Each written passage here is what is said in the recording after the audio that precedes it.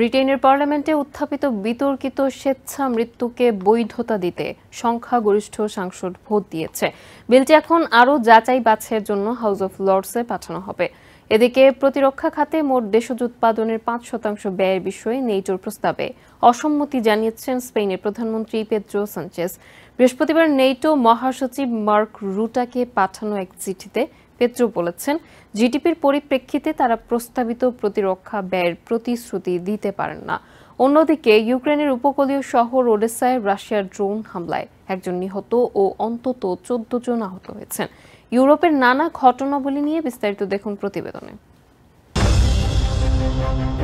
ব্রিটেনের পার্লামেন্টে শুক্রবার উত্থাপিত হয় স্বেচ্ছা মৃত্যুর বৈধতা দিতে বিতর্কিত বিলটি। ইংল্যান্ড এবং ওয়েলসে মরণ ব্যাধিতে আক্রান্তদের জন্য স্বেচ্ছা মৃত্যুকে বৈধতা দেওয়া হবে কিনা সে প্রশ্নে চূড়ান্ত বিতর্কের পর ঐতিহাসিক ভোট গ্রহণ চলে শুক্রবার। দীর্ঘ সময় বিতর্কের পর বিলটির সপক্ষে ভোট দেন ৩১৪ জন সাংসদ এবং বিপক্ষে ভোট পড়ে ২৯১টি। এবার এই বিলটি পূর্ণাঙ্গ আইন আকারে আসার আগে যাচাই বাছাইয়ের জন্য উচ্চকক্ষ হাউস অব লর্ডসে পাঠানো হবে।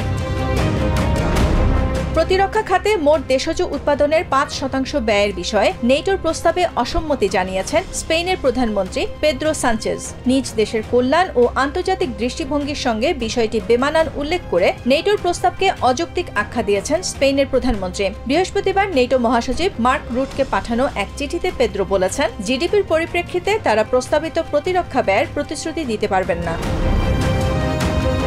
ইউক্রেনের উপকূলীয় শহর ওডেসায় রাশিয়ার ড্রোন হামলায় একজন নিহত ও অন্তত ১৪ জন আহত হয়েছেন। বৃহস্পতিবার রাতে রাশিয়া মোট ৮৬টি ড্রোন ছুড়েছে, যার মধ্যে ৩৪টি ভূপাতিত করা হয়েছে বলে দাবি করেছে ইউক্রেনিয়ান বিমান বাহিনী। হামলায় বেশ কটি আবাসিক ভবন, রেল স্টেশন ও গ্যাস পাইপলাইনে আগুন ধরে যায়।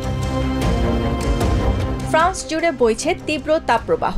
এর প্রভাবে বৃহস্পতিবার প্যারিসের তাপমাত্রা পৌঁছায় ৩১ ডিগ্রি সেলসিয়াসে। শুক্রবার পশ্চিমাঞ্চলের ১৬টি বিভাগে তাপপ্রবাহের সতর্কতা জারি করেছে আবহাওয়া সংস্থা মেতেও ফ্রান্স। এই তাপপ্রবাহে কর্তৃপক্ষ পর্যটক ও বাসিন্দাদের পর্যাপ্ত পানি পান এবং দুপুরের রোদ এড়িয়ে চলার পরামর্শ দিয়েছে।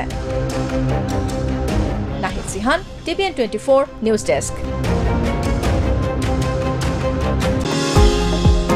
নিউ ইয়র্ক থেকে সম্প্রচারিত TVN 24 টেলিভিশন বিশ্বজুড়ে বাঙালির কণ্ঠস্বর।